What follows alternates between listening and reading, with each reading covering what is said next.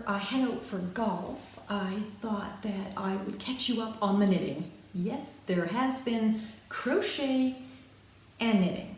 That said, I'm still very far behind, but let's start off with the Toft. So I'm doing the Toft Mystery Crochet Along. First and foremost, I redid day one. Okay, so now day one is looking, I don't know if you remember, but it looked really wonky, wouldn't lie flat. My stitches were everywhere, but I used day two, which was this little bucket, as a guide. So day two was the bucket, day three was the beads, day four was this caramel part, and it has some decreases, so it's kind of lumpy. It's got some decreases around this side. So I didn't know if it went that way or that way. Like, is this the beginning of a body and a dress? Is that a body? They seem to be very similar shapes. This looks like it's a bump out for a nose or a chin on the side. I'm not 100% sure. Then I also had to make these things that look like paws. I think they're hands, but I don't know. That was the next time. And then I also had to make this clue, which really, this one turned out much better, which is how I was able to do number one. My gauges, I don't know that they're supposed to be the same size. I don't think so. They don't have the same number of rows. So this one is a little bit bigger than this one. But this one was a super good clue, because now I know that this, can you see that? This is actually either the chin or the nose, I'm not too sure. So this is a head.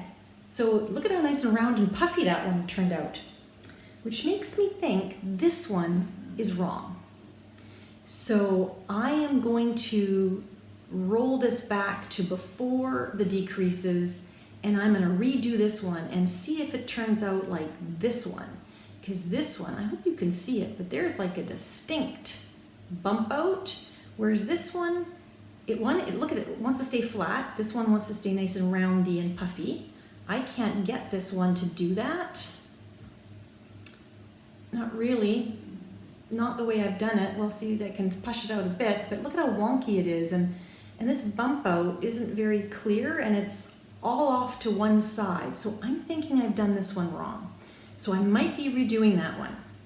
We also then had to put a marker right in the middle, and that is where this little gem was supposed to go. So this was, I can't remember if it was day 6, we got this beautiful nutcracker progress keeper, which I learned a new term, is called a centralizer. And I'm supposed to actually mark this spot with the centralizer, but I'm so uncoordinated, I could not get it in on the stitches. So I used a piece of thread. I'm sure if I'm supposed to be centering something, centralizer, I'm assuming that that just means the center of something, that should be just fine. Now, day 6, which I am just working on now, this was day 5. Day 6 was the head and what looks like an arm. So I think we're making, don't quote me, we're making a village of people or something. I'm not too sure. And everybody's gonna have a different outfit, which means to me that everybody needs arms and legs. Everybody needs a hat. There's probably gonna be some sort of more jewelry. And I still don't know who these go to. Are these with this guy? Are these feet? Are these hands? Is there gonna be an animal? I don't know. The mystery continues. So what I would say is, yeah, sometimes you have to redo your work, and you get better as you go along. So if you are just starting out, you do get better as you go along, because this one to me is a much better effort than my first one. So gonna rip it out, do it again. The other thing that I actually learned from Martin, and I wonder if these are supposed to be stuffed. Are they gonna get stuffed with anything? If they are, how do I stuff this part of the body when that is such a tiny little hole? It's like about the less than the radius of my pinky. I'm curious how I'm going to get stuffing in that. And what Martin said is don't do the last row of decreases required. It makes it easier for stuffing. So you can stuff, and then just before you put it all together, you can do the last row of decreases. So thank you, Martin. Great tip. But that also makes me want to redo this one because this neckline, if this is the neck, in fact, then I can't even get my finger through there. I don't even know how I would stuff that. So this guy is a redo. So that is the update on my Toof crochet, but I thought I would show you days 8, 9, and 10 because it's December 10th, Sunday, December 10th. So day number 8 is this beautiful color plum. So we're going to start working with plum in the next couple of days. I haven't got to clue 7, which was the black. I'll get there. But day 8 is the plum. How lovely.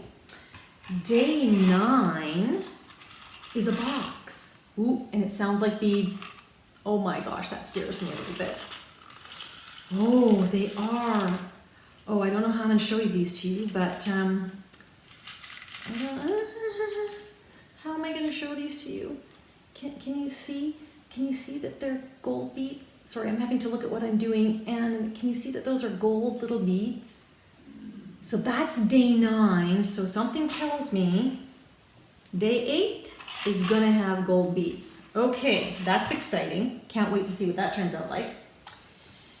And I'm trying not to watch the videos again until I get totally stuck. If I get totally stuck, then I'll watch the videos.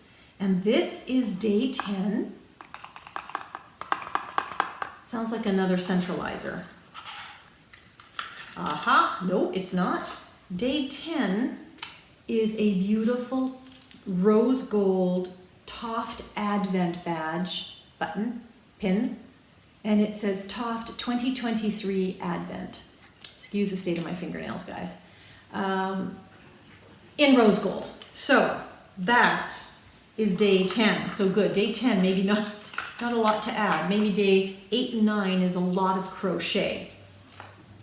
So that's the update on Toof. I have done on my Snow Matter What gnome, but that's going to get going in the next couple of days because today is Sunday. I'm golfing Monday, my first ladies tournament. That'll be fun. Get to meet the ladies of the club, which will be interesting. Always a little nerve-wracking. But Tuesday and Wednesday, stay tuned, guys, because I'm going to do a little bit of excursions. I'm going to go to La Cañada, which is the only mall in the Costa del Sol, but it has a lot of really good stores and some really good Christmas stuff, and it has an authentic Marks and Spencer's. We used to have Marks and Spencer's. We don't have Marks and Spencer's anymore, so I'm really excited for all my European viewers. I know it's old hat for you, but for me it's kind of exciting.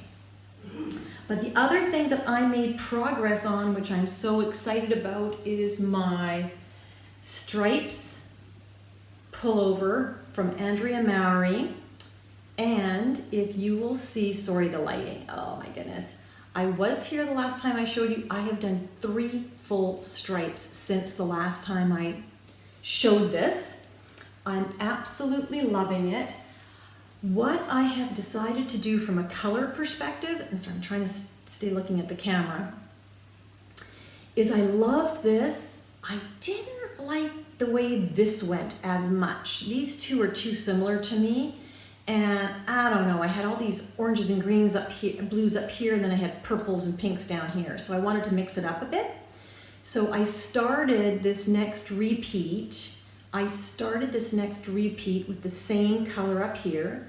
Then I did the blue up here, and I did the green, but now I'm going to change it. I'm going to move this color up to here. So that would be, I have now cast on this color.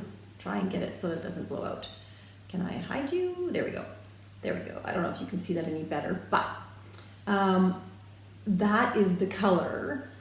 There we go. I'm trying to keep you from the direct sunlight. Hopefully you can see that. And I want to pair that right against the green. So it's got some yellows in it, which should pick up this lighter green. See, right now I have it down here after the variegated, the gold, and this variegated blue. But now I'm going to put it right after the green.